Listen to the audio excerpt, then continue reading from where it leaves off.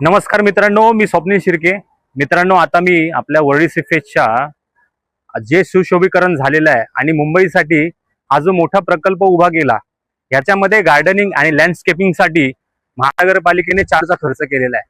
परंतु काही वेळा माझी इथून ये जा होते, त्यावेळी इथे असं चित्र दिसण्यात आलेलं आहे की ज्यावेळी हे गार्डनिंग केलं त्याची नक्कीच देखभाल करण्यात आलेली आहे की नाही। कारण का तुम्ही बघू शकता, इकडची पूर्ण झाडं पूर्णपणे सुकलेले आहेत। जेवढं गार्डनिंग झालं त्याची कुठेही आणि कोणत्याही प्रकारची काळजी घेतलेली नाही, हे निदर्शनास आलेलं आहे। आता एक तुम्हाला मी दाखवतो की ज्यावेळी मी इथे आलो, आता तुम्ही पलीकडच्या बाजूला बघाल तर तिथे काही वृक्ष आणून ठेवलेले आहेत, छोटी छोटी रोपटी आहेत आणि तिथे पूर्णपणे लाल माती पसरवून ठेवलेली आहे। म्हणजे याचा अर्थ असा की तिथे काही दिवसांमध्येच वृक्षारोपण होण्याची शक्यता दिसते।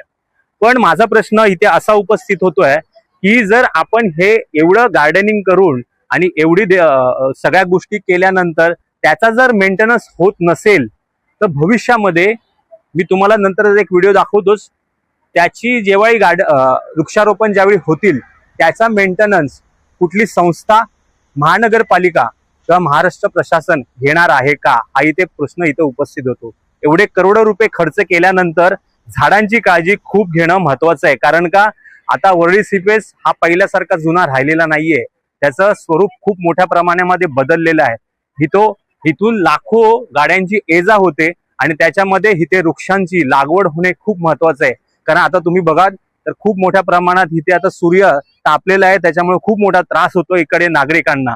तर ही झाडं जगवणं आणि त्यांची काळजी घेणं हे आपलंच कर्तव्य आहे। नागरिक म्हणून सर्व नागरिकांना इथे येणाऱ्या सर्वांना विनंती करतो की तुम्हीही अशा कोणत्याही प्रकारची जर गोष्टींची झाडांची काळजी घेत नसतील तर तुम्ही ती शासनापर्यंत पोहोचवा, ही विनंती करतो। धन्यवाद।